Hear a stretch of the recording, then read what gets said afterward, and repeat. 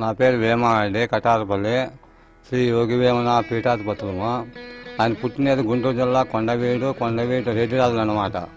రెడ్డిరాజులు వీళ్ళు అనవేమారెడ్డి రాజమేంద్ర, ఈయన యోగి అనేది ఈయన దేశంచారం చేసుకుంటూ ఊరు ప్రచారం చేసుకుంటూ వచ్చారన్నమాట కటారపల్లికు.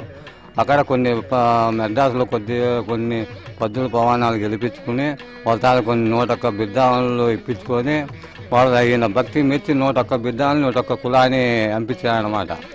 ఇక్కడ అడవి గొప్ప అరణ్యం అన్నమాట.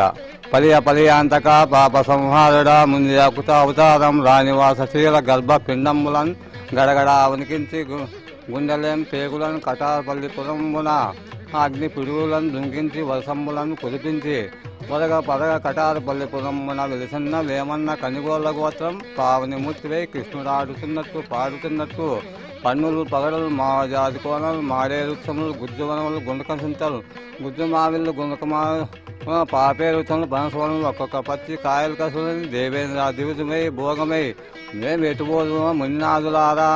అటువంటి అడవి అన్నమాట. ఇక్కడ ఘోరాన్ని అడవి అయితే అటువంటి బాగా ప్రశాంతంగా బాగా పవిత్రమైన స్థలంగా ఉండాలన్నట్టు వేమనకు.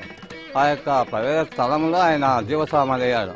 అప్పుడు అంటే వాళ్ళన్న సంతతి వాళ్ళం అన్నమాట. మేము వాళ్ళన్న సంతతి వాళ్ళు అప్పుడు అంటే మేమే పూజ చేసుకుంటే ఇక్కడ కొన్ని 4 కుటుంబ వాళ్ళు ఇక్కడ పూజ చేసుకుంటున్నాం. నెలకు పూజ చేసేవాళ్ళం అన్నమాట.